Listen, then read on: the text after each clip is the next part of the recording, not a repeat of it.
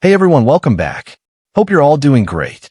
Before we dive in, drop a comment and let us know where you're watching from. We love seeing folks from all over the place tuning in. If you were a billionaire, widowed, childless, living in a mansion bigger than your memories, would you stop for a strange young woman curled up on a park bench with 3 crying infants? Or would you walk past, like most do, thinking, that's not my problem? Richard Langston never imagined that an ordinary morning would become the day that changed everything he believed about life, about people, and about himself. It was still early in Johannesburg. The city lay quiet under a blanket of mist as Richard stepped out the side gate of his estate, his usual route for more than a decade. The stone path leading to Milton Ridge Park was silent, draped in a thin veil of fog. No traffic, no phone calls, no assistants trailing him. Just Richard, his worn sneakers, and the sound of his own breath in the cold air. At 63, Richard Langston was the image of success. A real estate empire spanning 3 continents. Thousands of employees calling him Mr. Langston, and newspapers branding him the Iron Titan or the Unshakable Mogul.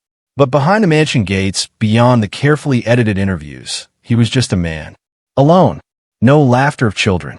No quick hugs at the door. No one who ever called him dad. And maybe, just maybe, that emptiness is why he still walked to the park every morning. As if searching for something, even he didn't know he'd lost. That morning, the fog was heavier than usual.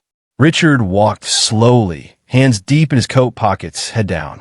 A light breeze rustled the trees. His footsteps blended with the chirping of early birds and the whisper of leaves. It was the kind of morning that made you forget finance meetings and charity galas, where people called him a great benefactor but never once asked if he slept well. Then he stopped. A sound, barely audible, like a kitten mewing, but longer, and broken like a stifled sob. Richard turned his head. A wooden bench sat beneath a large fig tree. He'd passed it hundreds of times, but today something was off. There was a bundle on the bench. Rags? Plastic bags? No, they were moving. He stepped closer, heart pounding, not from exertion but from instinct. And then he saw them. A young girl, barely older than a teenager, lay curled on her side. Her shirt was wrinkled, her jeans torn at the knees. In her arms, 3 tiny infants, trembling from the cold. They couldn't have been more than a few months old, swaddled in threadbare blankets. Their faces flushed red from crying. Lips cracked from hunger. One gasped for air, coughed, and Richard's heart clenched like it had been caught in a vice. "Oh my God," he whispered, dropping to his knees, unsure where to put his hands. The girl didn't move. Eyes shut, lips pale. Her arms clung tightly to the babies like letting go would mean losing them forever. Richard hesitated. The voice of a lifetime in business echoed in his mind. Call the police. Call child services. Don't get involved. But then, another voice, quieter, deeper. What if that were your daughter? And that's when the hesitation ended. Richard shrugged off his coat, wrapping it around the babies, then gently lifted the girl into his arms. She was heartbreakingly light, as if she were made of bones and stubborn will. A well-dressed billionaire, carrying a barely conscious young woman and 3 sobbing infants, hurried through the foggy park trails. A jogger stopped, stunned. An old man on a bench opened his mouth to speak. Richard simply shook his head, eyes sharp. This wasn't a moment for questions. It was a moment for action. His car was waiting at the edge of the park. The driver's eyes widened when he saw them. "Don't ask anything," Richard said. "Call Dr. Jacobs. Tell him to come to the house." Now, the mansion gates opened. Richard rushed inside, breathless. The longtime housekeeper, Thandai, nearly dropped her rag when she saw him, drenched in sweat, arms full of strangers. "Mr. Langston, what on earth? Towels, warm water, milk. Get Dr. Jacobs. Hurry." She nodded and vanished like a ghost. Richard stood in the grand hall, once an empty palace, now suddenly a refuge. He laid the girl on a soft leather sofa, placed the infants near the fireplace. They were still crying, weak, wheezing cries that pierced the silence. His hands trembled as he accepted a warm bottle of milk from Thandile. For the first time in his life, a man who'd signed billion-dollar deals with a flick of a pen, he fumbled so badly he nearly spilled it. But when that first drop of milk touched the lips of the baby, when the tiny eyes flinched, calmed, he knew. He had done the right thing. The house felt different. Not cold, not hollow. It rang with soft cries, warm water, and hurried footsteps. Richard Langston, once called the king of skyscrapers, now sat cross-legged on the floor, clumsily, soothing three tiny humans the only way he knew how, with heart. When the doctor arrived and finished his exams, he said, "She's exhausted, hypoglycemic, severely dehydrated. The babies were premature, but with proper care, they'll survive." Richard only nodded. His eyes never left her face. He didn't know who she was, where she'd come from, why she was alone with three babies. But in the glow of the fireplace, in the tear-streaked, dust-covered cheeks of those infants, he saw something he hadn't seen in years. A reason to feel alive. Do you believe that the people we meet by chance are placed in our lives by fate? Because if Richard Langston hadn't left the house that morning, if he hadn't turned back at the sound of a single, broken cry, then the story of a new family, born from one quiet act of kindness, might never have begun. How would you feel if you woke up in a lavish room, wrapped in soft linens, but your mind was still stuck on a cold park bench where you thought you'd never wake up again? A soft light filtered through delicate white lace curtains, casting a warm glow across the cream-colored room, like a lullaby sung in sunshine. On the large bed in the center, a small figure stirred, the first movement after nearly 20 hours of unconsciousness. Lena opened her eyes. What she noticed first wasn't the light, or the softness of the sheets. It was the emptiness. Her arms flailed. She bolted upright like she'd been struck by lightning. "Tabo," she gasped. "Zanil? Benil." Her panicked eyes swept across the unfamiliar room. No crying. No raspy baby breaths. No warmth from the little bodies she was used to clutching to her chest at night, to keep them warm, to protect them, to remind herself she still had a reason to stay alive. "Where are they?" she cried out, her voice hoarse and frayed, like it hadn't spoken aloud in days. The door swung open. Richard Langston stepped in, carrying a glass of warm water and wearing a cautious smile, one meant not to alarm. But Lena had already thrown off the blanket and backed into a corner, wild-eyed and trembling like a cornered kitten. "Don't come near me," she screamed. "I'll yell. I swear I will." Richard stopped. He gently set the glass on a nearby table and slowly raised his hands, palms out. No threat, no sudden moves. "You're safe," he said calmly, each word wrapped like a blanket around her fragile state. "And so are the babies. They're just in the next room, fed and warm." Lena shook her head, lips pressed tightly. "No one took them, right?" she whispered. Such a small question, but it pierced Richard's chest in the strangest way. A girl barely out of childhood herself, and the first thing she feared after surviving was having her babies taken away. "No one," he said gently. "I only brought you all here when I found you passed out. I didn't touch anything except to save your lives." Lena didn't move from the corner, but her arms trembled, not from fear anymore, but exhaustion. "I didn't steal anything," she mumbled. I didn't know where else to go." Her voice trailed off, barely a breath. Richard didn't respond. Instead, he looked toward the door. Just then, a soft cry echoed from the next room. Lena gasped, "That's Tabo!" And without another word, she ran. Richard remained still, watching the slight girl in an oversized hospital gown disappear down the hallway. Moments later, the cries quieted, replaced by gentle coos and whispers. "Chill. I'm here. Big sister's here." Lena returned to the room, carrying one of the babies nestled against her shoulder, still hiccuping through tiny sobs. She didn't speak, but her eyes, now holding the first glimmer of light, looked at Richard as if trying to decide whether he was a man of kindness, or just another with a convincing smile. "I'm sorry for earlier," she said, sitting carefully at the edge of the bed, patting the baby's back. I panicked." "No apology needed," Richard said. You had every reason to be scared. A heavy silence filled the space between them. What's your name? He asked. Lena. Lena what? Mackay's, she said, eyes dropping to the floor. He nodded slowly. Lena, you've done more for your siblings than most adults would even try. You don't owe anyone an apology. She looked at him, uncertain, searching, and finally whispered. Our father left. Mom died giving birth to the triplets. I'm their sister. It's just me now. There's no one else. Richard said nothing, not because he didn't know what to say, but because he knew exactly what that kind of loss felt like. What's your age? He asked softly. Almost 17. The words sliced through the stillness like a blade. 17. An age where most kids are texting about first crushes, complaining about chemistry exams, or building wedding boards on Pinterest. And here she was, hair matted from no hot water, hands shaking from hunger, mind focused only on keeping 3 infants alive. How did you even survive? He asked. For the first time, Lena met his gaze without fear.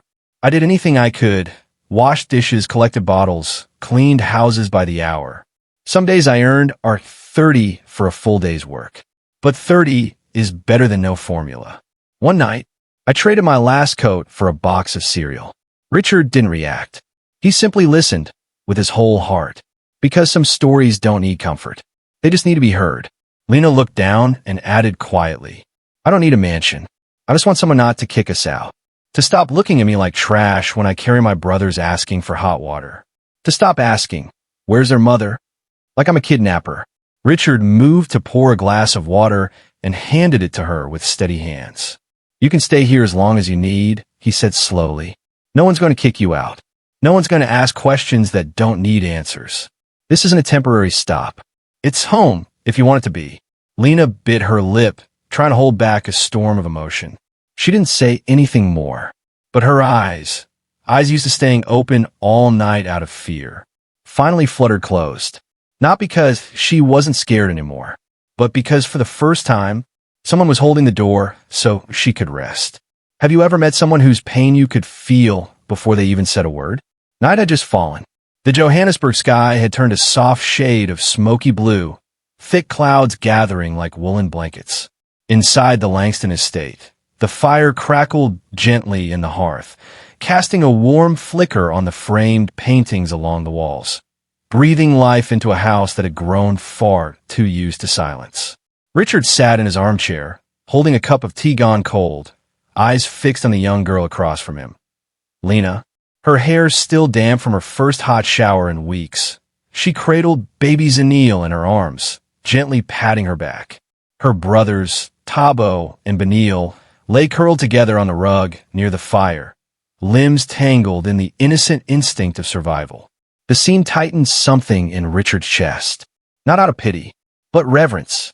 A teenage girl, no home, no money, nothing but 3 tiny lives depending on her, still sat upright, eyes sharp, spine steady, her presence carrying the weight of someone who had survived a war no one ever saw.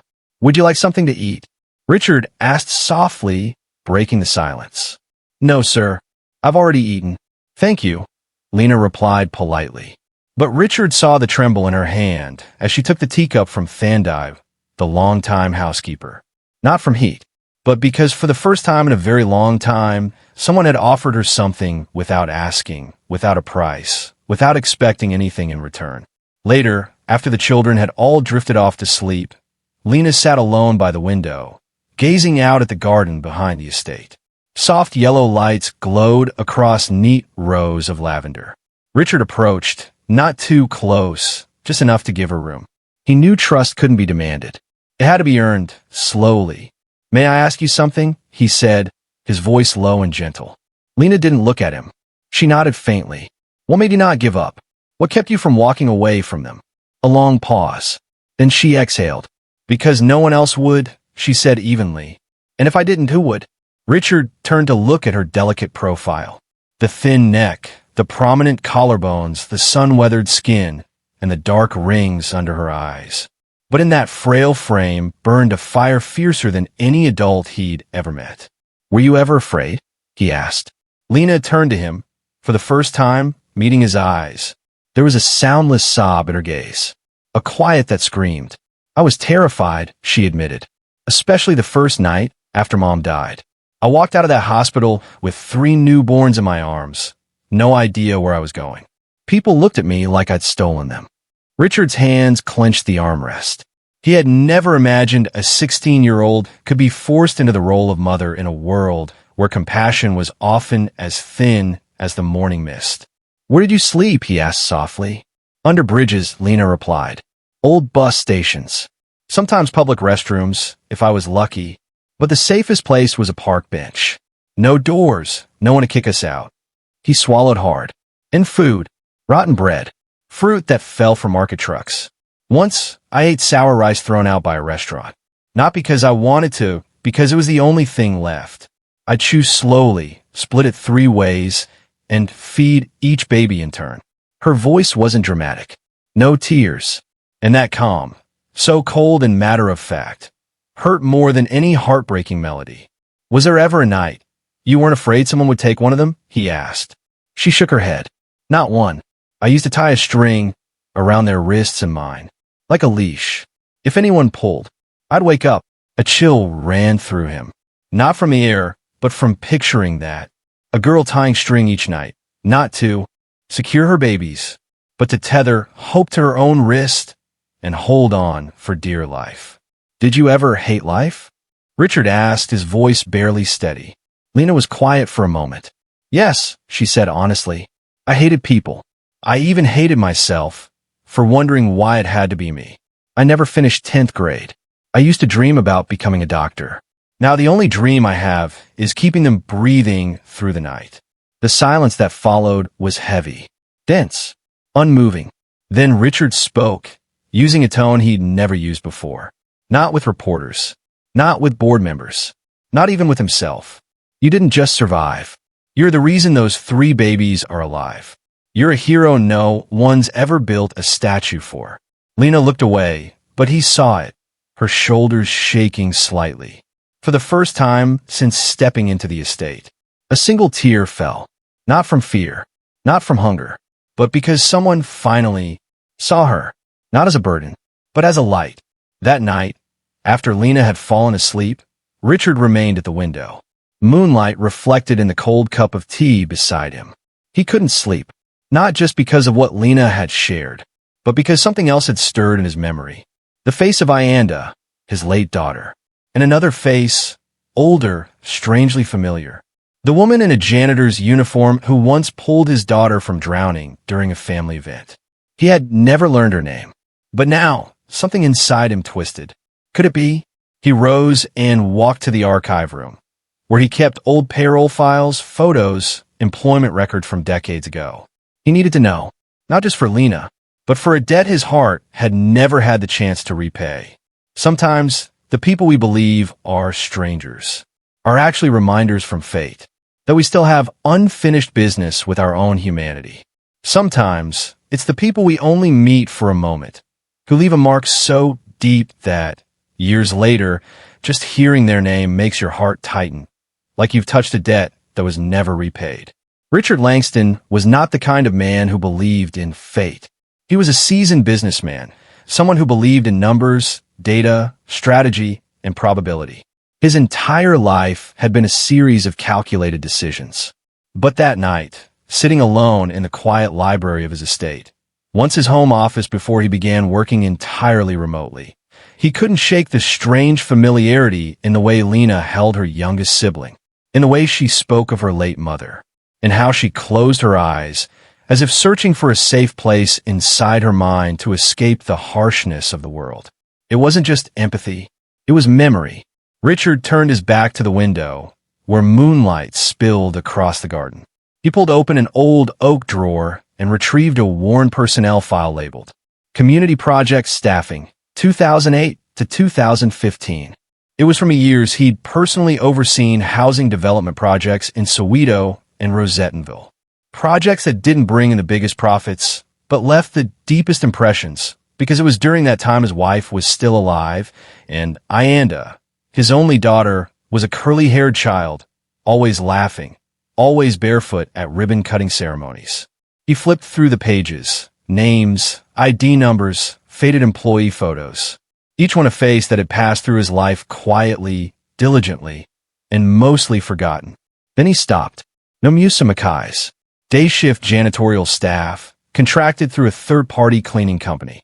No official headshot, just a blurry group photo from a union gathering. She stood at the edge of the frame, wearing a pale gray uniform, her hair tied back, and a smile that was part shy, part sincere. Richard's chest tightened, not because of her face, but because of her eyes. They were the eyes of the woman who dove into the artificial lake years ago to save Ayanda, when she was 6, and slipped from the stone ledge during a family event. Richard remembered it all like a slow-motion reel. Ayanda vanished in seconds. Before anyone else could react, the woman had kicked off her shoes and jumped.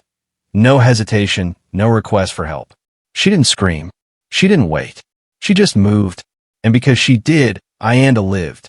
Richard recalled sending her a monetary reward, his version of a thank you. But like most things in his high-speed world of deals and deadlines, it faded into the blur of meetings and mergers. He never knew her name. Until now. No Musa Mackay's. The woman who saved his daughter. And now, her own daughter was asleep under his roof, cradling 3 infants in a stranger's home, holding on with the same fierce determination. The next morning, before the sun had fully risen, Richard asked his driver to take him to the old supply warehouse used by the janitorial company in Soweto. The building was run down, the walls chipped and dusty, with only a few part-time staff still manning the archives. But Richard didn't care. He combed through boxes and manila folders until he found what he needed. No Musa Mackay's official separation form. Date of resignation, November 2015. Reason, unpaid maternity leave, not returning. Note, gave birth to triplets. Husband abandoned her. No further contact. He gripped the paper tightly. It all came together now. Lena, then only 6 or 7, had watched her mother disappear from the workforce, hemorrhage after childbirth, and lose the man who was supposed to protect them. And from that moment on, she had carried 3 newborn lives while she herself was still a child. And Richard, who once called her mother a kind cleaning lady, never realized that the name he'd brushed past for years was the very person who'd once rewritten his family's fate with one selfless act. Back at the estate, he stood in the garden, watching through the window as Lena changed a diaper in the living room. Morning light spilled across her face, equal parts worn and innocent, hardened by survival, yet still holding a heart that knew hope. He didn't know how to say it, how to tell her this without making it feel like pity, how to show her that what he wanted to do wasn't charity, but something far deeper, something personal, something owed. That afternoon, he invited her to the back garden, where a long wooden table sat beneath a row of blooming apple trees. "Did you know your mother once worked for my company?" he asked gently, pouring her a cup of hot rooibos tea. Lena blinked. She used to mention cleaning big offices, but she never told me the boss's name. Richard smiled faintly. He reached into his coat and pulled out an old, weathered photograph, the blurry one, with her mother standing at the end of the row. Lena reached for it. Her voice caught in her throat. She never showed me this. "How do you have it?" "I watched your mother save my daughter's life," Richard said softly. "I owe her more than I ever realized. And maybe you didn't end up here by accident. Maybe you're not just someone I was meant to help. Maybe you're someone who was sent, so I could finish what I forgot to begin." Lena was quiet. After a long pause, she whispered, "My mom always said, if you live with kindness, even when life is cruel, someone good will eventually hold the door open for you in the storm." Richard's hands tightened slightly around his teacup. "And today," he said, voice steady, "you are that person, not just for your siblings, but for me." Lena looked at him, unblinking, and in her eyes, for the first time since this story began, was something that surpassed weariness and fear. It was acceptance, of a hand extended, not out of obligation, not out of pity, but out of respect. There are debts that don't live on ledgers. They live in the heart, and the only way to repay them is to continue the journey someone else began and could not finish. The scent of fresh bread and memories that never sleep. Have you ever baked bread in the middle of the night? Not because you were hungry, but because your heart was relearning how to feel. It was 1:27 a.m. The Langston estate was so quiet you could hear the wind tapping against the kitchen window and the ticking of the wall clock marking every second like a soft metronome. Thandai had gone to bed. The three babies were fast asleep, bundled in soft blankets, their little bodies rising and falling in peaceful rhythm. In the vast kitchen, only the warm yellow light overhead remained, and one man, Richard Langston, standing still in front of the half-open refrigerator, not out of hunger, but because he didn't know what to do with the ache growing inside his chest. He was no longer the emotionless executive who once walked into boardrooms with steel in his eyes and a blueprint in his hands. He was no longer the father who stood frozen beside his daughter's casket, silent, tearless, numb. And yet now, for reasons he couldn't explain, he needed to bake. Not store-bought cookies, not a frozen microwave dinner. Real bread, flour on his hands, a rising warmth filling the kitchen. Because something in the last few days, in Lena's eyes, in the cries and laughter of three small lives, had pulled him back to the simplest act of humanity, caring with your own two hands.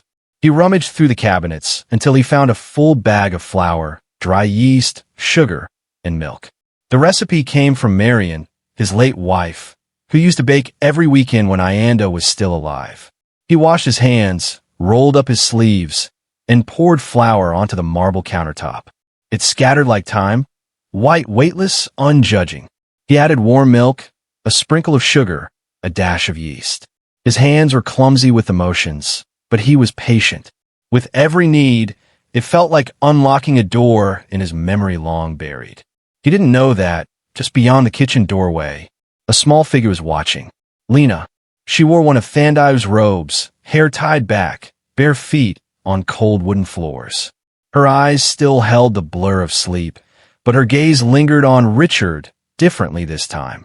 "I smell bread," she said softly, like a breath. Richard looked up, hands deep in dough. "Couldn't sleep?" Lena nodded. "Tabo has nightmares. I usually wake up to check if they're still breathing." She climbed onto a stool near the counter. The soft kitchen light fell across her thin hands, faded scratches slowly healing. "This smell," she said, voice low, "it's like the kitchen back home. My mom used to bake bread over charcoal on cold nights." Richard smiled gently and turned the dough once more. "My wife taught me this recipe. Every time she baked, she'd say, 'We don't bake just to eat. We bake so the house knows it's still alive.'" Lena let out a quiet laugh, not because it was funny, but because it was true. One time, she said, "My mom made squash bread, the cheapest thing you could bake. It was raining hard. The roof was leaking. But when the bread came out, the smell made it feel like we were in a real bakery." Richard washed his hands, preheated the oven, and gently placed the dough into a round pan. "And now," he said, "you're in a house with an oven, but no mother." Lena didn't respond right away. Then she nodded.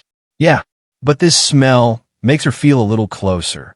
With a first loaf finished baking, the kitchen filled with that golden, nostalgic aroma. Warm, sweet grounding. Lena helped him remove it from the pan. Richard sliced it into thin pieces, poured 2 cups of hot tea, and they sat across from each other at the long table. For a long while, no one said a word. Outside, the wind picked up, but inside, peace settled in, like steam rising from fresh bread. "Do you ever wish you could start over?" Lena asked suddenly, her voice soft.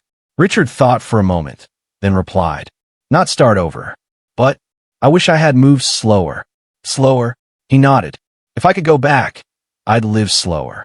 So I could see more, like the way Ianda's eyes lit up when she told the story, or the way my wife laughed when she sliced a boiled egg perfectly in half. I missed too much because I was always rushing." Lena lowered her gaze. "I just wish I'd been allowed to live my age." The bread had cooled, the tea nearly gone, but neither of them wanted to leave the table. "Do you think," she hesitated, "I've already lost the best years of my life?" Richard didn't answer right away. He simply looked at her, a girl with a mother's heart, a survivor's eyes, and hands that had never truly been held. "No," he said softly. "I think the best part of your life is just beginning." Lena looked up. He continued, I can't give you back the years you lost.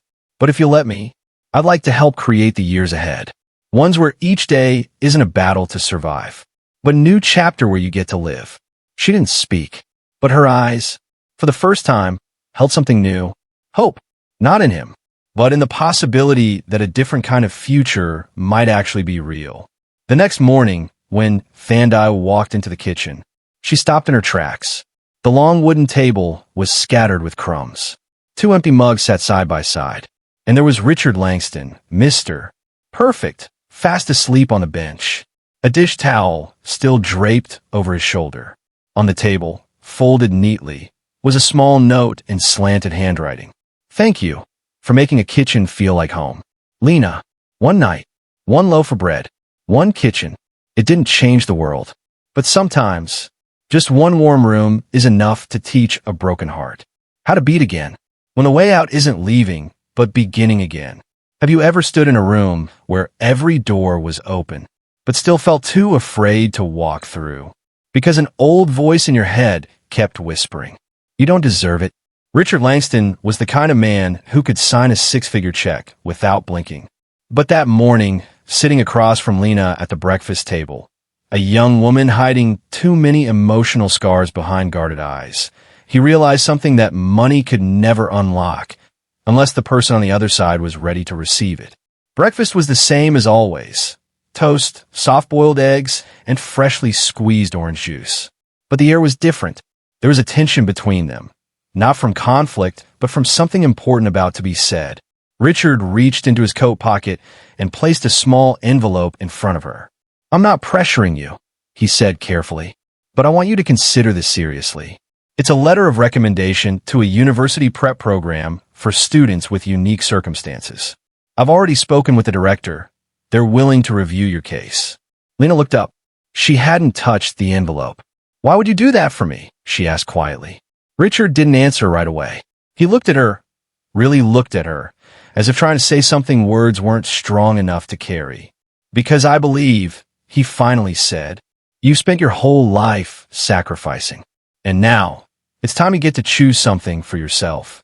Lena said, nothing. Outside, the sunlight filtered through the kitchen window, resting gently on her clasped hands. They were still thin, but no longer shaking.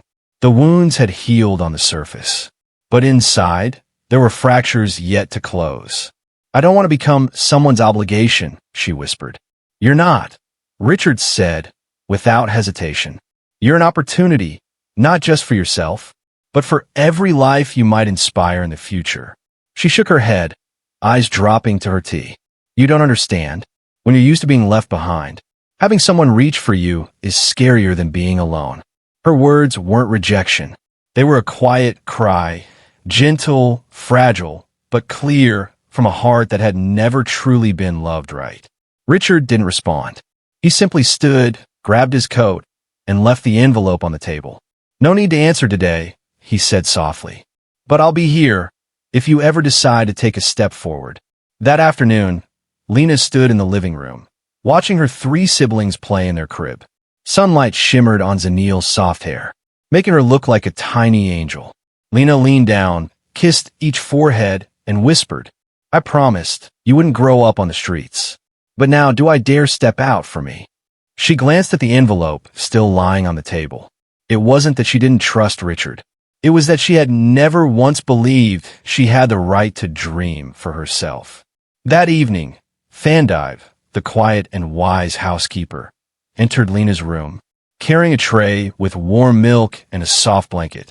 You're thinking a lot, aren't you? She asked, sitting beside her. Lena nodded. I'm scared. If I go back to school, who will take care of the babies? Thandai smiled gently and placed the cup down. You know, she said, in all my years working in this house, it hasn't felt truly alive until you and the little ones arrived. Lena turned, surprised. He wasn't like this before. Thandai shook her head softly. He existed, but he didn't live. He ate alone, worked alone, slept in silence. Ever since his wife and daughter passed, it was like the whole house locked its feelings away. Lena didn't speak. But then you came, Thandai continued. And somehow, without even trying, You unlocked a door that had been closed for 10 years. Lena whispered. I was just trying to survive. Fandai rested her hand on Lena's. And that's why you deserve to live, not just survive. A quiet, comforting pause followed. If I go to school, Lena asked cautiously, do you think he'd mind? Fandai smiled, warmth in her eyes. Ask him. But if I had to guess, he's been waiting to hear you say that for a very long time. That night, Lena didn't sleep. Not because she was afraid, but because for the first time, she saw a future in her mind. A classroom, an open book, a notebook filled with scribbles, an internship, and the dream she once held at 13 years old, to become a social worker, so other children like her wouldn't grow up feeling alone. The next morning, as Richard entered the kitchen, he saw Lena already seated. She wore a simple blouse. Her hair was neatly tied back, and her eyes brighter than any day before. Do you still have a letter? She asked. He didn't speak. He pulled the envelope from his coat pocket and placed it back in the same spot on the table. But this time, Lena was the one who opened it. And Richard knew. A door had opened, not to a scholarship, but to an entirely new life. Some people spend their whole lives protecting others. So much so, they forget that they, too, deserve to be protected. But sometimes, the bravest thing you can do isn't to stand up. It's to nod when someone says, let me help you. When a new beginning feels like coming home. Have you ever stepped into a house that felt completely foreign, only to realize sometime later that it had become the place where your lost dreams finally began again? The soft clicking of keyboard keys echoed in the second-floor study. Lena sat curled up in a wooden chair, her legs tucked under the oak desk Richard had cleared just for her. Afternoon sunlight streamed through the windows, casting a warm glow over the colorful sticky notes scattered on the wall, definitions from her social work textbooks, and affirmations like, you are not a burden, you are a beacon. On the desk, next to her laptop, sat a small glass jar containing 3 carefully wrapped caramel candies. The secret rewards Fandai left every time Lena finished a major assignment. No words, no fanfare, just a quiet, sweet way of saying, I see you trying. Lena had never imagined herself back in school. She used to think that books and lessons were for people who had the luxury of free time, hot dinners, and doors that locked at night. She, who had once slept under train station awnings and begged for baby formula with 3 tiny lives clinging to her, believed she had no right to dream beyond survival. But now, she was a freshman in college. Not because she was smarter than anyone else, but because someone had believed in her, even when she had stopped believing in herself. Richard didn't say much, but every morning, when he set a cup of tea beside her laptop, or slid an article across the table related to her field of study, Lena felt it. He didn't see helping her as charity. He saw it as an investment in her and in a better future. Downstairs, laughter spilled from the living room. Tabo and Benil were fighting over an orange building block, while Zanil sat in the middle, babbling to her cloth book. Fandai sat nearby in her armchair, magazine open, but eyes never leaving the children. The house, once silent and hollow after 7 p.m., was now a place where dinner needed extra chairs, where tiny feet raced across the hardwood floors, where someone always asked, what story are we reading tonight?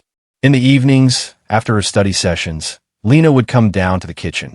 One night, she found Richard meticulously wiping down a small whiteboard he had set up by the fridge. What's this, Baba? She asked, tying her hair back. Word of the day board, he answered without looking up, trying a one new word, everyday thing with the kids. Lena laughed. You're serious about this? Richard glanced at her, eyes sparkling mischievously, like a father caught sneaking a treat.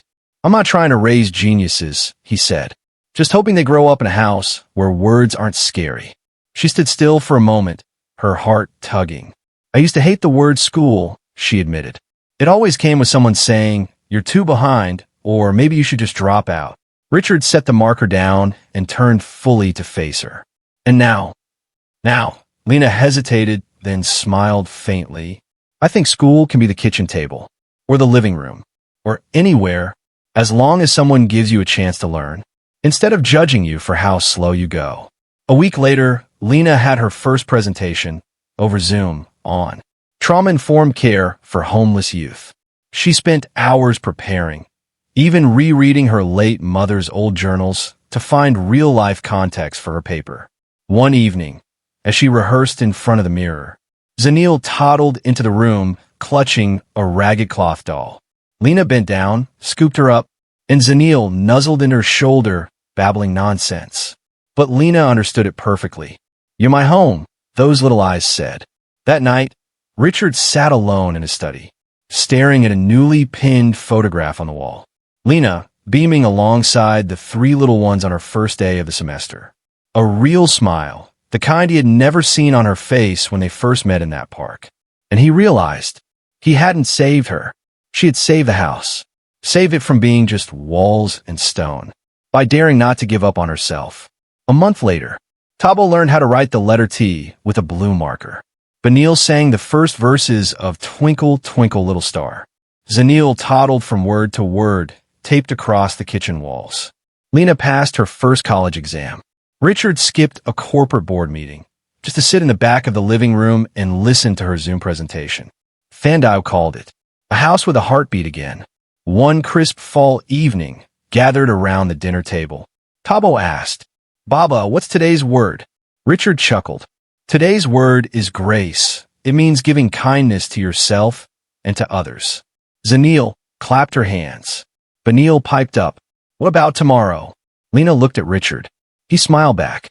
"Tomorrow's word is hope, because every new day is a brand new chance." She nodded, and in the warm light over the dinner table, Richard knew, blood ties or not, they were family. Not because they shared a house, but because they were learning together how to truly live. The best schools don't have blackboards or bells. They are the places where people are seen for who they are, not for their test scores, but because someone dared to believe in them and love them enough to stay. The hug that wasn't asked for, and the moment someone became family. Do you know that sometimes the most sacred thing in the world isn't a love confession or a grand promise, but the moment a small child chooses you as the first place they run to when they're afraid? Friday afternoon. Sunlight poured warmly over the Langston estate. Out on the back lawn, Tabo was playing with a wooden toy truck, while Benil dug a secret tunnel with a plastic spoon.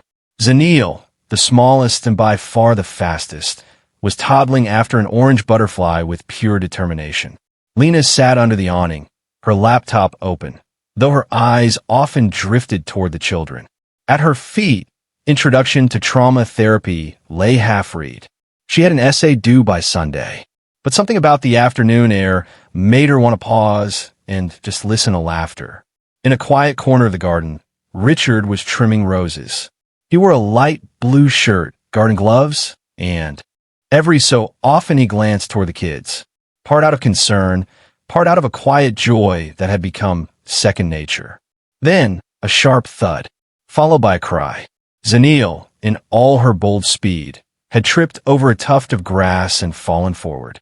The scrape on her knee was small, but her cry rang out like she'd lost the whole world. Richard dropped his shears and sprinted, faster than instinct alone. But what happened next caught both him and Lena in breathless pause.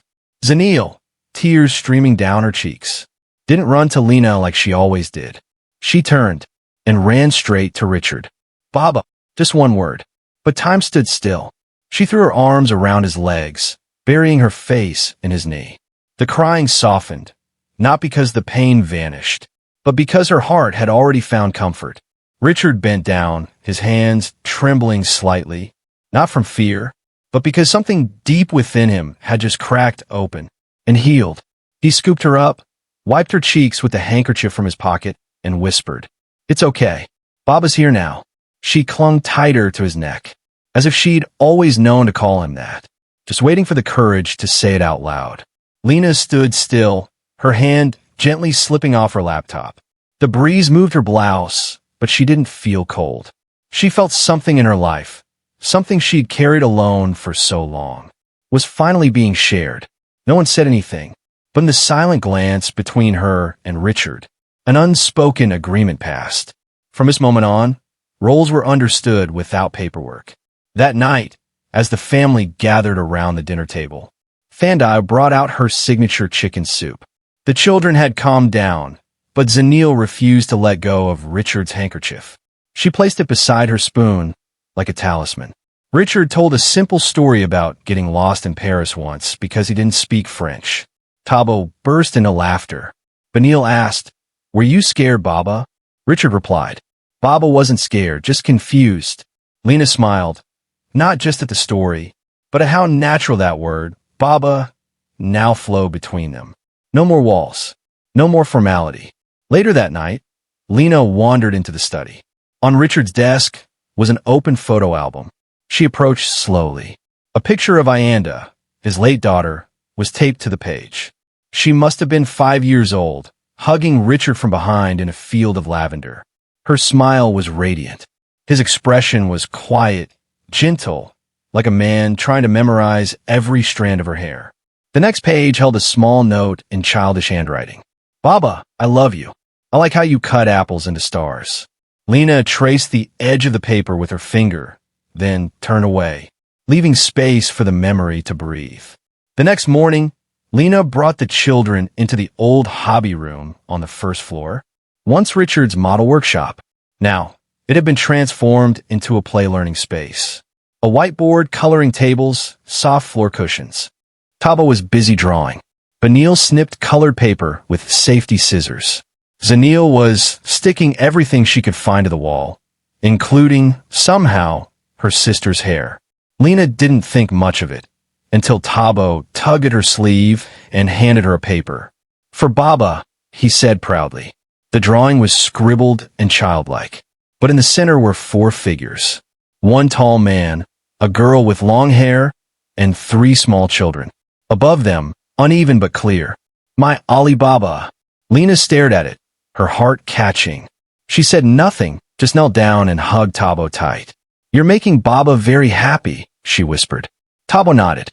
"He needs a picture to remember us when he goes to work," he said like a tiny philosopher.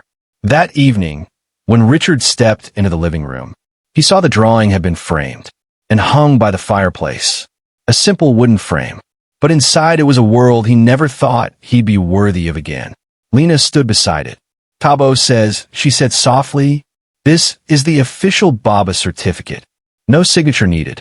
Just hang it up, and it's real." Richard didn't know whether to laugh or cry. So he simply stepped forward, rested his fingertips gently on the glass, as if confirming that it was real. "Sometimes," he whispered, "a single word can mend an entire heart." Lena nodded. "And sometimes, small hands can pull grown-ups back to life." That night, in the quiet of his room, Richard sat for a long time in front of the drawing. No longer Mr. Langston, not the billionaire, not the philanthropist, not the world-renowned architect, but Baba, called from the heart of a child who had never known a father, yet had chosen him as her first. And to him, that was the greatest honor of all. To be born is a miracle, but to be chosen as family, by those who owe you nothing, that's a kind of magic that defies all logic. When a new beginning isn't an escape, but a promise. Monday, the Johannesburg air was chillier than usual. A soft breeze swept through the eucalyptus trees outside the provincial administration building in Gauteng, where adoption paperwork for the district was processed. Richard Langston stood quietly in the waiting area, wearing a wool turtleneck, both hands wrapped around a paper coffee cup. No assistant by his side, no one carrying his briefcase or holding doors. Today, he wasn't here as a businessman, not as a celebrated philanthropist. Today, he came as a man who wanted to become a father. An hour earlier, Lena had placed a brown envelope on the kitchen table. Inside were certified copies of the birth certificates of the 3 children. Her face tightened slightly as she turned through the pages. Mother's name, Nomusa Makai's. Father's name, blank. She let out a quiet breath. "You once asked me," Lena had said softly to Zanil while brushing her hair, "will Baba stay forever?" Today, I don't have to guess anymore. Today, we write him in. She didn't say adoption, didn't talk about legal procedures. To her, and to those children, this wasn't paperwork. It was a vow. Back in the waiting room, Richard double-checked the documents in his file.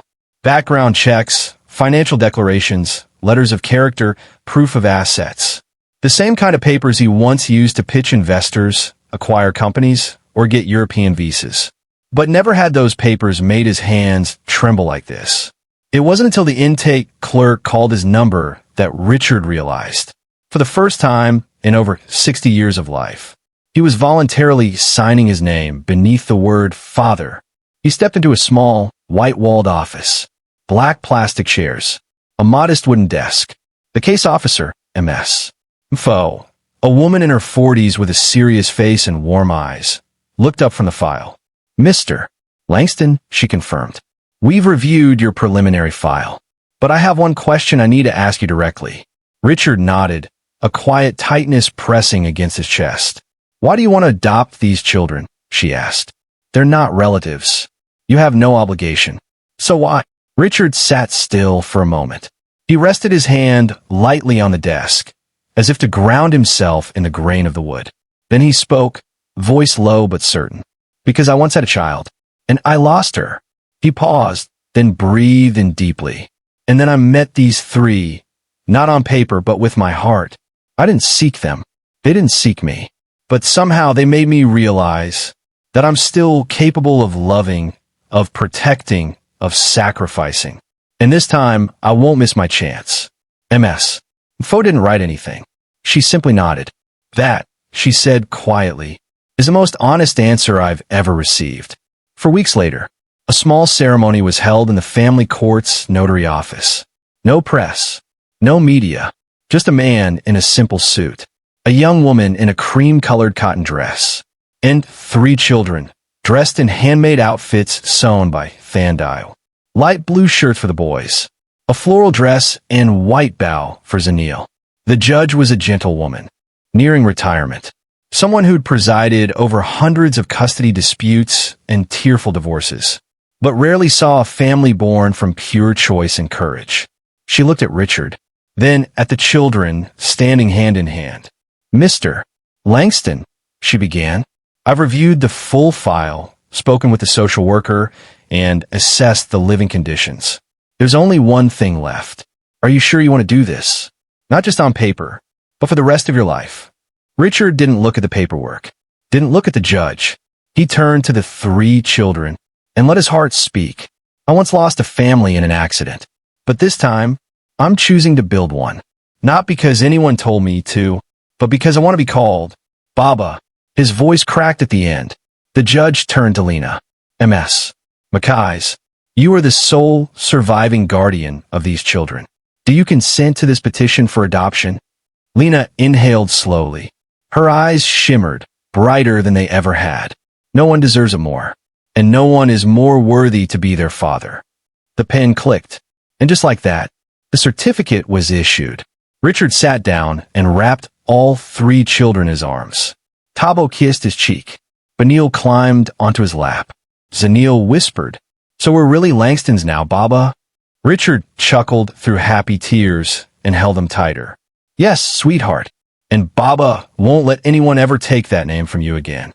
That evening, at the Langston estate, a small dinner was held. Nothing extravagant, just pumpkin soup, garlic bread, and pudding Lena had baked for the first time. But during the meal, Richard stood, raised a glass of apple juice, and spoke. My daughter, Ayanda, once asked me, Baba, what is a family? He looked around the table, every face listening not with ears, but with hearts. At the time, I didn't have a complete answer. But today, I do. He smiled. A family is when someone chooses to stay, even if you don't share blood. It's when children don't call you by name. They call you by love. It's when you're chosen to be a father, and you choose to be a keeper of promises. Not every family begins in the womb. Some begin in the wreckage, and bloom into something sacred, because love chose to stay when everything else once walked away, when a smile becomes a habit, and a home learns to sing with children's laughter. Have you ever found yourself in a quiet, ordinary moment? The sound of small footsteps echoing through a hallway. A sleepy voice whispering your name in the middle of the night. And suddenly realized you've stepped into a whole new life, without even knowing when it began. Saturday. Light rain. The kitchen window was fogged over with a soft mist. The smell of toasted bread drifted gently through the air, blending with the sound of mellow jazz playing from an old radio on the bookshelf. On the dining table, 3 colorful plastic cups sat neatly in a row, each labeled by hand with a marker. Tabo, Benil, Zanil. Richard sat in a wooden chair by the window, a book in hand he'd meant to finish last week. But he wasn't reading. His eyes were fixed on the scene in front of him. Lena, in a cozy gray sweater with her hair in a bun, gently wiping strawberry jam off Zanil's chin. Tabo was saying something with a deeply serious face. Benil was giggling while trying to steal back a spoon. Nothing big was happening. No dramatic events. No court orders or urgent calls. Just a simple, ordinary morning in a warm home. And that, to Richard, was the miracle he never dared dream of, now fully alive around him. It had been 1 year since the day he filed for adoption. In those 365 days, he'd relearned everything. Not from books, but from smiles, ink stains on dress shirts, and midnight hugs that came without warning. Richard was no longer the man who once sighed in skyscraper elevators, haunted by a sense that something nameless was missing. Now, he was someone who could unbuckle a toddler's car seat with one hand, knew when Zanil would get sleepy, and when Benil needed just one hug from Baba to stop being scared of the rain. That afternoon, Lena sat on the second-floor balcony, a book open on her lap, though her eyes wandered down to the garden. Once, it had been a pristine landscape, trimmed to architectural perfection. Now, a few patches of dug-up earth, 2 carrot plants sprouting from an orange plastic pot, a small bicycle leaning against the almond tree. She smiled, the smile of someone who understands that true perfection is often alive. That evening, in the living room, Thandai brought out a special surprise. Gingerbread cookies shaped like letters. To eat and to learn, she declared. The kids erupted in applause. Each had to pick 3 cookies. Tabo chose T, B, and L for his and his siblings' initials. Benil picked 3 at random, because all letters are fun. Zanil? She just picked the biggest ones, letter or not. Richard watched it all unfold, feeling something strange rise in his chest. He no longer measured time in days or months, but in firsts. The first time Zanil called for him in a nightmare. The first time Benil sat in his lap and asked, Baba, did you ever get a bad grade? The first time Lena texted him and, without thinking, called him Dad, not out of obligation, but by accident, and didn't take it back. Later, Richard returned to his study, where he now spent a few hours each week working on his newest project, a scholarship fund for at-risk youth pursuing careers in social work. Its name? The Ayanda and Lena Foundation. No one suggested the name. He came up with it himself, because Ayanda was the beginning, and Lena was the miracle that followed, and the children they both loved would carry that legacy forward. He read a grant proposal from a 19-year-old girl in Mpumalanga who had grown up in temporary housing and now dreamed of becoming a child trauma counselor. Her final paragraph read, "We don't choose where we're born, but if just one person believes in us long enough, we learn how to stand." Richard sat silently, and in that moment, he knew life can be measured by the strength of trust. That weekend, the preschool hosted a family participation day, where parents could join their kids for a day in the classroom. Richard was one of the first to arrive. He wore a plain white t-shirt that read, Alibaba Mode on, hand-drawn by Tabo in washable marker. He didn't care if anyone stared. When Zanil dragged him to the coloring table, when Benil proudly showed off a drawing of our house with 4 people and 1 imaginary dog, when Tabo read his first story aloud, without stumbling, Richard knew he was living in a new chapter. No deadlines, no boardrooms, only real time and real love. That night, Lena stood in front of the mirror, wearing the dress she had borrowed for her final presentation. Her eyes held no fear, her hair pinned neatly, a simple pearl necklace around her neck. The same one Marion, Richard's late wife, once wore to defend her master's thesis. She wore this when she stood for her future, Richard had said, handing it to Lena. "Now it's your turn to carry hope." Lena smiled, eyes misting, not because of the necklace, but because for the first time, She knew she had a family standing behind her, even if only one name appeared on paper. Late that night, Richard sat alone on the porch bench, a mug of hot tea in hand. The sky was still, no breeze. The house behind him slept in silence. But inside his chest, not a moment passed without light. He thought back to a year ago, the girl unconscious on a park bench, the 3 babies wrapped in threadbare cloth, and himself, just a man surviving a loss, trying to take one step at a time. Now, when he looked up at the sky, he didn't need to find the stars, because in this home, he had 3 children and 1 daughter of his heart, and they were more than enough to light his whole world. True happiness doesn't arrive with fireworks. It grows slowly, in the quiet days when someone chooses love, nurtures it, and believes, until the heart finally forgets how to shut its doors. Sunday morning, Lena had just poured her second cup of coffee when Thandai walked into the kitchen, holding the old iPad that had been charging overnight. Her face wasn't angry. Not exactly, but there was something in her eyes, like an undercurrent rising before the storm. "You shouldn't read this while eating breakfast," Thandai said, placing the iPad on the counter. "But I think you need to see it." Lena frowned, wiped her hands on the dish towel, and picked up the device. On the screen was an article going viral on a local gossip blog. From park bench to billionaire's mansion, the unbelievable rise of a foster girl and her $1 million opportunity. Lena froze. She read each line, each venom-laced phrase. Sudden stroke of luck. Emotional manipulation.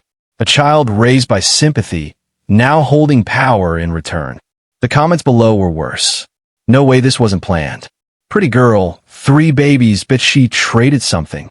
I know girls like this. Play the weak card, and up with the estate. Old man's just lonely and gullible." Sad, really. A chill ran down her spine. She wasn't angry. She was ashamed.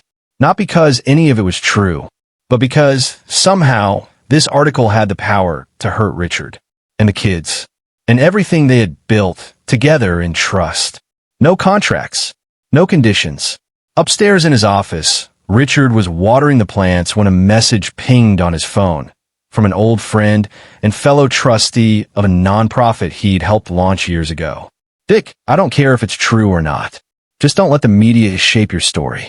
You need to speak up." Richard didn't reply. He just stood there, watering can in hand, letting it overflow without noticing. And suddenly, he felt like he was being dragged back into that world, where every word had to be calculated, every action interpreted a dozen different ways, and where shock value always sold better than the quiet truth. That evening, dinner was quieter than usual. Tabo didn't show his drawings. Benil didn't fire off 1001 questions. Zanil didn't ask to dance to her favorite song. Lena ate without looking up. Richard served rice for Zanil like he always did, but his hand slowed when she gently pushed the spoon away. "You're not hungry, sweetheart?" he asked softly. Zanil shook her head, then looked up at her mother. "Mama, why do people on the phone say Baba is sad because of us?" The question fell into the center of the table like a bell tolling. Lena put her chopsticks down. Her hand clenched the corner of the napkin. Richard looked up, not as a businessman, not as an adoptive father, but as a man who had lived long enough to know. Some things need to be answered not with anger or lawsuits, but with truth and love. He smiled gently, got up from his chair, and knelt down beside Zanil. "Baba isn't sad because of you," he said slowly. "Baba is only sad that some people don't understand love doesn't need blood to be real." Zanil nodded, then climbed into his lap, resting her head on his shoulder. She didn't need more explanations, because children understand love in ways grown-ups sometimes forget. It doesn't need proof. The next morning, Richard asked Lena to come into his study. He placed a printed copy of the article on the desk, but he wasn't angry. "Do you want me to respond publicly?" he asked. Lena shook her head. "It's not worth it." "Why not?" "Because they're not writing to understand," she said. "They're writing to stir the pot. If we answer, we just become another part of their circus." Richard was quiet. Then he nodded. "I agree. But," he handed her another piece of paper. "I sent this to a different paper. One that interviewed me 10 years ago when I won the National Architecture Award. Lena looked down. The headline read, "Family doesn't start with blood. IT starts with a bench in the park." She read it, line by line, and somewhere along the way, the tears came. Richard didn't write to defend. He wrote about the first time he saw her, unconscious beneath the tree. About how Zanil had curled into his lap, like she had always belonged there. About how Lena once told him, "You're the first person who didn't leave." And about the truth. No one in this house was trying to change their life through anyone else. They had simply chosen one another. A week later, the article went live. No clickbait title, no capitalized outrage. But within 24 hours, it was shared thousands of times. I cried reading this. Thank you for reminding us that real love still exists. Mr. Langston, you once taught me in 12th grade. I'm a single mom now. Your story gave me strength. This should be taught in ethics class. Not on a test, but as life. That afternoon, when Lena picked up the kids from preschool, a young teacher walked over. "MS. Lena," she whispered, "I read the article. I grew up in foster care too. Today, I felt seen." Lena didn't say a word. She just squeezed her children's hands a little tighter. Because she knew, trust doesn't need a shout. It just needs not to retreat. That night, Richard sat alone in his study, under the soft glow of a desk lamp. Beside him was his late wife's old fountain pen. On the desk, he placed a new photo. Their whole family, standing on the front porch, laughing, while Tabo held up a handmade sign that read, in crooked letters, "Our house isn't for rent, it's forever." Richard chuckled, placed his hand over his heart, and whispered, "That's right, son. The storm will pass. But a family built on truth, a family that chooses to love, will always stand, even if the whole world turns away." City Hall had recently been repainted, prepared for the province's annual press conference announcing new social welfare programs. No one expected much from the event. Reporters came out of obligation. A few politicians showed up for TV appearances, and public figures typically stayed away. But that day, one name on the speaker's list filled the auditorium to capacity within 24 hours, Richard Langston. After his deeply moving article had gone viral weeks earlier, Richard Langston's name was no longer just associated with billionaire or renowned architect. Now, he was known as the man who didn't birth a child, but was reborn himself the day he chose to hold a stranger's baby in a park. Many were eager to hear him speak. Few knew. Richard hadn't spoken in public since the death of his wife and daughter. Lena sat in the front row, gently holding Zanil, who had fallen asleep across her lap. Tabo and Benil were kept home with Thandive, too excited to risk disrupting the event with unexpected questions. Lena hadn't said much all morning. She knew this was something Richard had chosen, not out of pressure, but because he felt compelled to speak, not to defend himself, but to stand up for the children who had no voice. When his name echoed through the microphone, Richard walked up to the wooden podium with no prepared speech in hand. He wore a simple button-down and a charcoal jacket. The stage lights caught the lines on his face, but nothing could dull the calm in his eyes. He looked around. For a long time. No rush. No deep breath. Just a man who looked like he had waited his entire life for this moment. And then, in a slow, deep, unwavering voice, he spoke. There's something people don't often say about fatherhood, that sometimes you don't get to choose the moment, or the person, or the circumstances, but you can choose to stay. The room went still. Richard continued. I lost my family, my wife, my daughter, to an accident no one saw coming. I survived, but I didn't truly live. I moved through my days like a shadow with influence, but no warmth. He paused, his eyes never leaving the front row. And then one day, I saw a girl, unconscious under a tree in the park. Beside her were 3 tiny babies, wrapped in threadbare cloth in the middle of a cold morning. I didn't know them. I didn't plan to do anything, but I couldn't walk away. Someone in the audience dabbed at a tissue. No murmurs, no phones buzzing, no keyboard clacking. Some people said I was being used, that I'd fallen into an emotional trap, that those children weren't my blood and not worth changing my life for. He paused again, then nodded. Maybe they're right, if all you do is look with your eyes. But if you look with your heart, then I wasn't tricked. I was saved. The room trembled with emotion. I didn't rescue anyone. I didn't stumble upon a treasure. I simply chose to stay. Like fathers should. Like anyone should when they see someone drowning in cold and silence. Then, looking directly into the camera. And I'm here today not because I want praise. I'm here because there are millions of children out there who have never been chosen. His voice softened. Children who grow up without hearing their name spoken kindly, without someone asking if they slept okay, without anyone wiping away tears after nightmares. A quiet silence passed through the room like wind across still water. And then Richard said his final line. Unscripted, unrehearsed, unpolished. If a father can do one thing to show a child they are worthy of love, even if they don't share his name, then let me be the first to say, you are mine, and I'm not going anywhere. Lena didn't cry then. She just held Zanil a little closer. But when the applause began, wave after wave, echoing through a hall used to dry reports and bullet point presentations, she knew something bigger had happened. It was no longer just their story. It was everyone's story.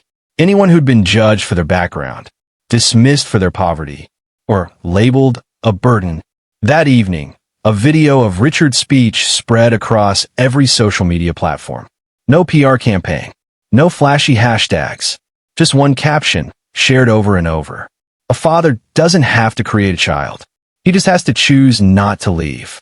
A week later, the state legislature proposed a new clause in the Youth Protection Act, called the Langston Clause. It stated, families formed under similar circumstances would receive legal support, dignity protection, and recognition equal to any traditional family structure. Richard didn't attend that press conference. He was home, reading bedtime stories to Tabo and Benil. Zanil had already fallen asleep after dinner. Lena sat at the edge of the bed, sipping tea, watching them. When Richard paused mid-sentence to gently pull the blanket over Tabo, as if the child might break if tucked in wrong, Lena whispered, "You know what? What? I think your speech taught a lot of people how to call each other by better names again." Richard smiled. Like what? Baba, mama, daughter, son, family. Some words don't need a stage, or a mic, or a standing ovation. They just need to come from a heart that once shattered, and chose to open again, this time with everything it has to give. A moment without a name, and an answer that didn't need a ring. Have you ever stood in front of someone, not to propose, not to declare love, but simply to say, if you ever need someone to walk beside you, no strings, no conditions, I'll be that person? That afternoon began like any other. A soft rain had just stopped, and the golden light of early evening stretched across the rows of lavender in the Langston estate garden. The children were inside the greenhouse with Thandai, helping her replant spring tomatoes. Lena stood alone on the back steps, holding a mug of mint tea, eyes quietly following the fading sun as it filtered through the trees. She wasn't speaking. She wasn't even really thinking. It was more like her mind had slowed down, listening for something deep inside her, something she hadn't yet dared to name. Behind her, slow, steady footsteps echoed across the stone. "Mind if I sit with you?" Richard asked, his voice low and gentle. Lena gave a soft nod. He sat beside her. Not too close. Not too far. Just the kind of closeness that lets you hear each other breathe, without taking up space you're not ready to share. "Have you ever wondered," Lena asked quietly, still facing the horizon, "if everything one day just left you, what would be left behind?" Richard didn't speak at first. Then he said, "I wondered that every day for years after Ayanna died." She turned her head slightly, her eyes softer. And then I realized, what stays isn't your money. It's not your reputation. It's the people you chose to stay for, even when you had every reason to walk away. Silence stretched between them. Not uncomfortable, just still. A breeze passed, light as breath. "Do you think you're changing?" Lena asked quietly. Richard turned to her. His gaze didn't question or waver. It was just honest. "No, I don't think I'm changing," he replied. "I think I'm finally becoming who I was always meant to be, if grief hadn't taken everything too soon." Lena swallowed hard. I used to think love had to be something with a confession, with flowers, with a ring. And now I think it's when someone's willing to wash dishes with you, to drive the kids to school, to come back and ask if you remembered to eat lunch. Richard smiled, and not leave when you snap from being exhausted. Exactly, she said, her eyes shining. A while passed. The last of the sun dipped low behind the trees. Richard stood, facing the garden, hands in his coat pockets. There's something I've been meaning to say, he began, not formal, but not casual either. Lena looked at him. Her heart instinctively slowed. I'm not here to propose, he continued, sensing her thoughts before she could speak. I'm not asking if you want to be my wife. She tilted her head slightly.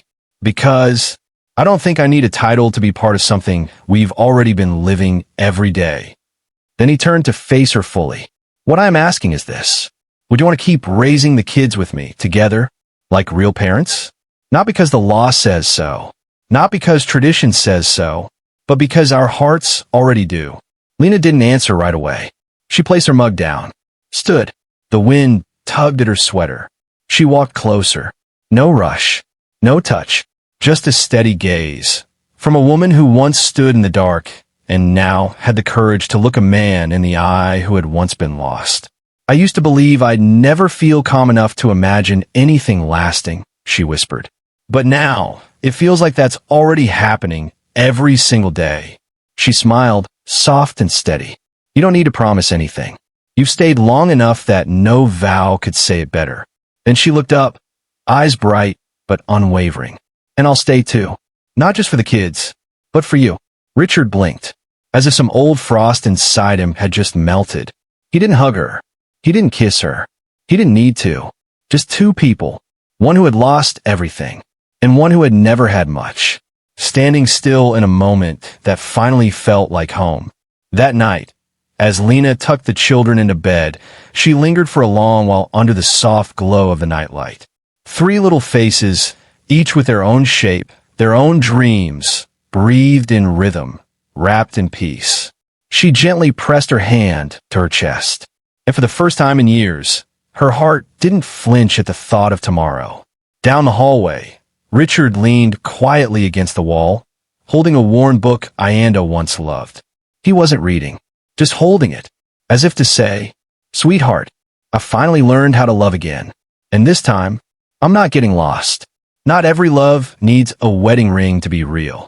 Some loves just need one simple question. Can I stay? And one fearless reply. I never wanted you to leave. Every gesture is an answer when love doesn't need a name. Have you ever been near someone whose very presence made the world a little quieter? It was a soft summer morning.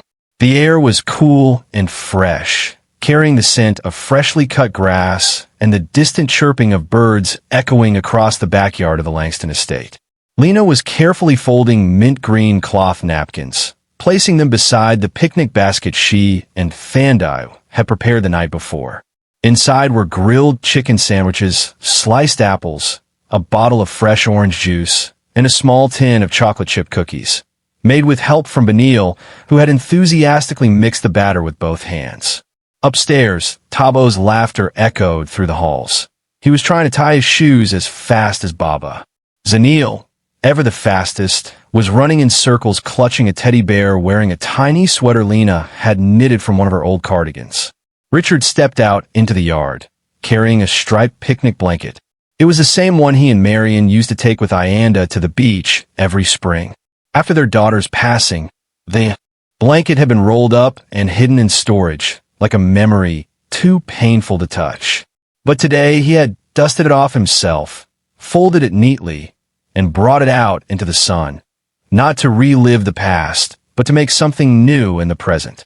The family left the house just before 10 a.m., the car filled with off-key singing and giggles.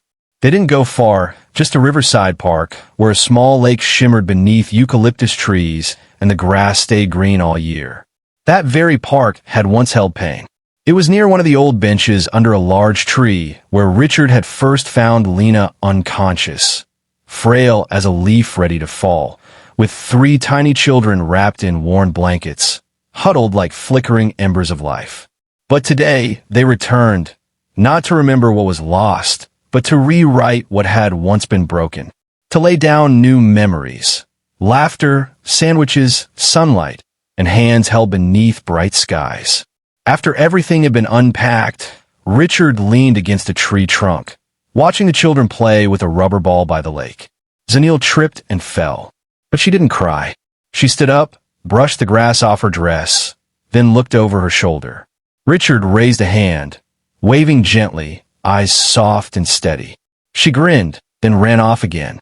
Lena sat beside him, peeling a pear, occasionally tilting her head to ask, "Is Baba feeling tired today?" Richard shrugged, smiling. This Baba can deliver 3 presentations to the board. But chasing Zanil for 3 minutes? I need a drink right after. Lena laughed, not loudly, but enough to make the breeze seem gentler. An hour later, they all sat beneath the shade, having lunch. Tabo talked about his new classmate. Benil went on about how he wanted to keep a lizard in his room. Richard nodded along, but made no promises. Zanil kept trying to feed cookies to her teddy bear, making everyone laugh. No one brought up the first day. No one mentioned the park bench, the papers, the rumors, the nightmares once whispered into the dark. They only spoke of tomorrow, of the school fair, of fall dance class, of the camping tent Richard was still trying to assemble. By afternoon, the children had dozed off on the picnic blanket under the trees. Richard and Lena sat quietly beside each other, close but not touching. It was a different kind of silence. Not awkward, not unsure, but the silence of 2 people who know. You don't need words to be understood. Lena leaned gently against his shoulder. Richard didn't flinch. It was as if he had been waiting for that, for a long time, without ever expecting it. She whispered, "Do you think, one day, people will accept families that don't look like the ones in storybooks?" Richard exhaled. "I think if enough people live honestly and love well in the lives they choose, then there will come a day when no one has to explain it anymore." She nodded, eyes half closed, as sunlight filtered through the branches and painted soft streaks across her cheek. As they packed up to leave, Zanil tugged at Lena's shirt and pointed toward a patch of wildflowers by the lake. "Mama, can we bring one home?" "Of course," Lena smiled. "You like the purple ones?" Zanil nodded excitedly. Richard walked over, carefully picked a flower, then knelt and tucked it in her hair clip. Zanil looked up at him with wide eyes. "Do I look prettier now?" He pretended to consider it seriously. "If you enter a beauty pageant, Baba will have to sit front row." She burst into giggles and threw her arms around his leg. No one said a word, but Lena turned away, dabbing her eyes with a napkin, because she knew some love doesn't need to be said aloud. It's lived through every touch, every quiet act, every unexpected hug. That night, Richard climbed up to the rooftop terrace to stargaze. Lena brought 2 mugs of hot cocoa. She handed him one and sat beside him. They watched the sky. No one asked, "What are we?" No one talked about weddings. No one tried to define the future. It was just 2 people, one who had been broken by loss, one who had carried too much too young, sitting close because they wanted to. Love doesn't always need a name. Sometimes, it's just someone who remembers how you take your cocoa. Someone who warms a bottle at 2 a.m. for your child. Someone who chooses to stay, even when nothing says they have to. An unnamed moment, and an answer that needed no ring. May afternoon. The Langston kitchen was unusually quiet. No small feet stomping across the floor. No tiny arguments over who ate the last cookie. No apron stained with paint, or doodles taped all the way up the stairs. But it wasn't empty. It was just that a new season had begun. Lena stood by the window, holding a handwritten card. On the front, one word, "Mama." The ink had smudged, not from a printing error, but from a tear she hadn't noticed falling as she read the message inside from Tabo. "I will never call anyone else Mom. Because to me, you didn't just raise us. You raised the trust inside each of us." She gently stroked the card, then placed it into a drawer near the oven. The one she reserved for treasures no one else could touch. The first crayon drawing, a tiny baby tooth, and a folded note Richard had once written. Family doesn't have to make sense. It just has to stay. Out on the front porch, Richard was tending to the newly blooming lavender. His hair was grayer now, his steps a little slower, but his smile, the kind only those who've walked through grief without losing themselves can wear, remained unchanged. Zanil rode her bike in wide circles across the grass, her legs longer now, her hair flying back into the afternoon light. Though she just started college, she visited home often, not because she had to, but because this wasn't just a home. It was her origin point, her route station. Benil was doing his hospital internship. And Tabo. Today was Tabo's day. The graduation ceremony was held inside the university's grand auditorium. Lena sat in the front row in a classic blue dress, her hand clasped tightly in Richard's. They said little. Every so often, they'd glance at each other, eyes wet but not sad. No one else in the room knew all that they had endured to reach this moment. When the name Tabo Langston echoed over the loudspeaker, the hall erupted in applause. Not only because he graduated top of his class in sociology, but because he was once a child with nothing, except a sister who never gave up, and a man who never walked away. Tabo stepped onto the stage and approached the microphone. But instead of giving a long speech, he unfolded an old, crinkled piece of paper. 12 years ago, he began, his voice trembling slightly. I wrote this in pencil and hid it under my pillow. Today, I think it's time to read it out loud. The room fell silent. I don't know why we didn't have parents like my friends did, but I know we had Mama. And Baba. Baba reads loud books and cuts sandwiches in circles. Mama kisses our cheeks and hugs us when we're scared. I don't want anyone else. If I had to choose again, I'd still choose them. 1 second, then 2. And then the entire room burst into applause and tears. Lena leaned her head onto Richard's shoulder. He just gently squeezed her hand. No words were needed. They had raised a child who knew gratitude and how to love. That evening, back home, the family gathered for dinner in the backyard. No chandeliers, no champagne, just Anil's favorite lasagna, a loaf of crusty garlic bread, and hot tea for Richard. Tabo brought out a small wooden box. He placed it in front of Richard. I made this at school. It's just for you, Baba. Richard opened it. Inside was a photo album, snapshots from their earliest days to the present. A picture of him and the 3 kids in their first spring rain. Lena reading to Zanil. All of them baking together in the kitchen. At the very back, there was a small card. A father isn't someone who gives you life, but someone who helps you find it again. Richard cried, quietly, without holding back, because he had lived long enough to understand. Some dreams don't belong to youth. They belong to growing old. When you finally see the seeds you planted bloom. That night, after everyone had gone to bed, Richard stood alone outside. The moon was bright, the air calm and kind. He looked up. Marion, can you see this? He whispered. I didn't replace you. I just learned to love again, with the part of me that was left. A breeze passed through, gentle, like a hand resting softly on his shoulder. Inside, the kitchen light remained on.